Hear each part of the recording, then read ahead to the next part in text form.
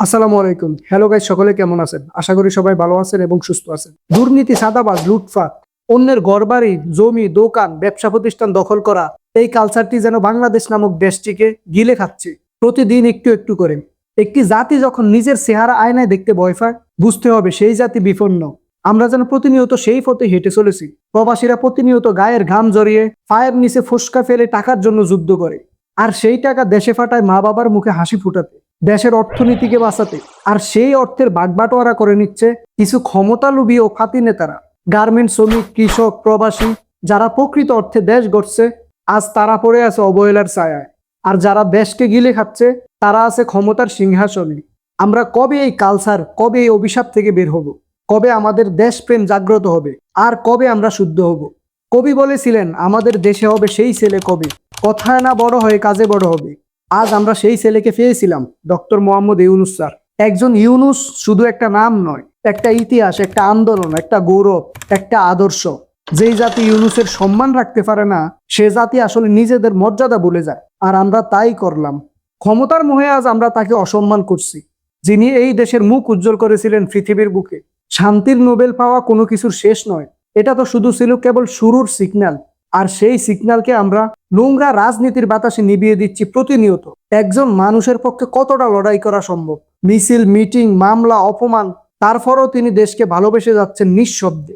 আর আমরা শুধু দেখছি চুপচাপ। হয়তো কেউ কেউ ট্রল করে ফেসবুক, ইউটিউব কিংবা টিকটকে, আর বাকিরা হায়নার মতো তার চারপাশে ঘুরে বেড়ায়। আর যদি রাজনৈতিক দলগুলো সত্যিকার অর্থে দেশ সংস্কার করতে চাইতো, তাহলে তারা আজ এই জ্ঞানী মানুষটির হাত ধরতো, তার হাতে হাত রেখে আজ এই দেশ সংস্কার কাজে অংশগ্রহণ করত। তা তো করেই না, আরো তারা তাকে বাধা দিচ্ছে, অপমান করছে। কারণ তাদের ভয়, সততা ছড়িয়ে পড়লে নোংরা রাজনৈতিক নেতাদের মুখোশ খুলে যাবে। আমরা ভুলে গেছি জুলাই আগস্টের সেই অগ্নিঝরা দিনগুলোর কথা। যারা দেশের জন্য জীবন দিয়েছিল, তারা অনেকেই পড়ে আছে অবহেলায়। রাষ্ট্র দিতে পারছে না তাদেরকে চিকিৎসা, তাদের পরিবারের নিরাপত্তা। কারণ লুটপাটে ভরে গেছে দেশ। এই দেশ আসলে কার? কারা এই দেশের ভবিষ্যৎ গড়বে?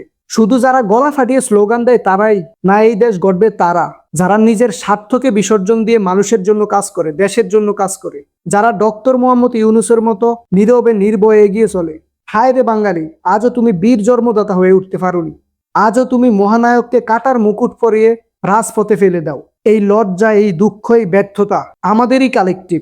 তাই আসুন আজ আমরা এক হই, দল, মত, ধর্ম, পথ ভুলে দেশের প্রতি ভালোবাসা জাগিয়ে তুলি। নিজেদের ভেতরের দেশপ্রেমকে আগুনের মতো জ্বালিয়ে তুলি।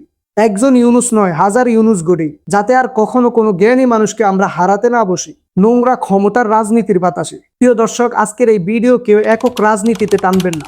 কথাগুলো ছিল বাংলাদেশের নোংরা রাজনৈতিক নেতাদের বিরুদ্ধে। যারা সৎবান মানুষ আছেন, তারা এই ভিডিওটি পজিটিভলি দেখবেন বলে আমি আশা করি। ভিডিওটি ভালো লাগলে লাইক, কমেন্ট, শেয়ার করতে পারেন। ভিডিওটি এই পর্যন্তই। দেখা হবে পরবর্তীতে নতুন কোনো স্টোরির সাথে। সে পর্যন্ত সবাই ভালো থাকবেন, সুস্থ থাকবেন। হ্যালো গাইস ফেসবুক পেজ এবং হ্যালো গাইস ইউটিউব চ্যানেলের সাথে থাকবেন। আল্লাহ হাফেজ।